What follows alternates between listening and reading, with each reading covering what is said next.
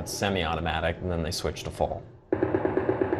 By now, you may have noticed these sensors. They're deployed over 117 square miles of the city, spanning 12 police districts. ShotSpotter. It senses gunshots fired in the area. ShotSpotter uses a series of microphones and sensors to detect gunfire. Officers responded to a ShotSpotter alert near Spalding and Ohio Street, and in recent years has become a crucial tool for the Chicago Police Department. Because ShotSpotter is so accurate in real time, the officers can they arrive to the scene somewhere between 5 and 7 minutes before a 911 call. The technology has helped law enforcement get victims help sooner, identify witnesses, and collect important evidence.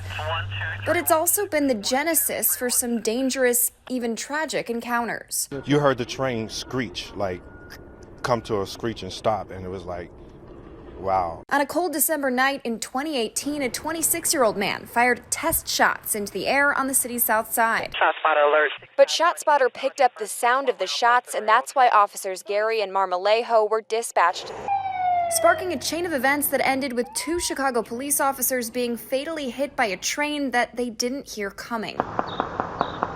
Yeah, there was about 7 or 8 gunshots fired on the 2300 block of South Sawyer. ShotSpotter also brought police to Little Village on March 29th.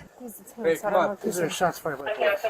Within 5 minutes of the 2:36 a.m. alert, Officer Eric Stillman shot and killed 13-year-old Adam Toledo. The still frame of Toledo's hands up in the air right before the shot made ripples across the country. Why'd you kill a child?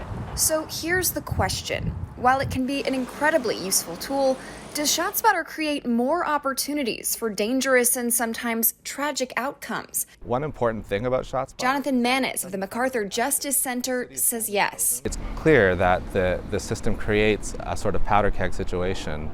Manis' team analyzed OEMC ShotSpotter data from July 2019 through April 2021 and found that well over 85% of ShotSpotter-initiated police deployments in Chicago turn up no evidence of any reportable incident or crime, let alone gun crime. So the police are going into that situation expecting to find somebody who's armed and who has just fired a gun.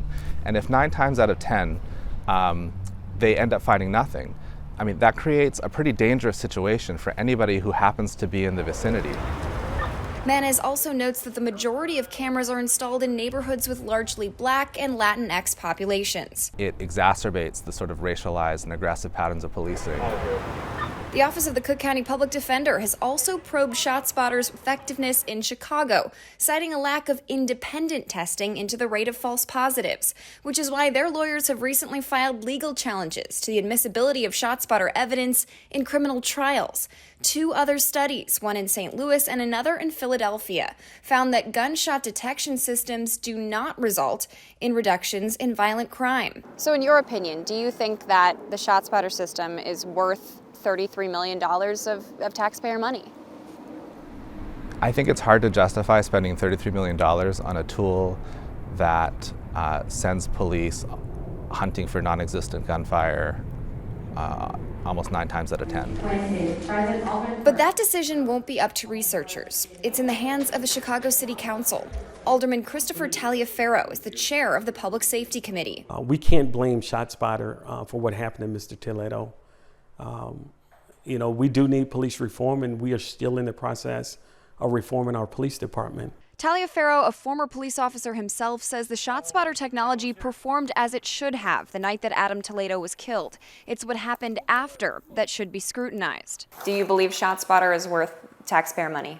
I do believe it, because we're saving lives with it. The technology also aids our police department in it being able to attend victims much sooner.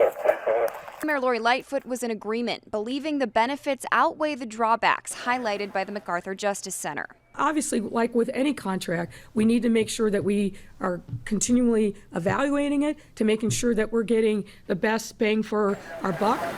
Chicago police declined to make anyone available for an interview on this topic, but in a statement said in part, ShotSpotter has detected hundreds of shootings that would have otherwise gone unreported. The Chicago Police Department's expansion of ShotSpotter is helping us reduce crime and make our neighborhoods safer.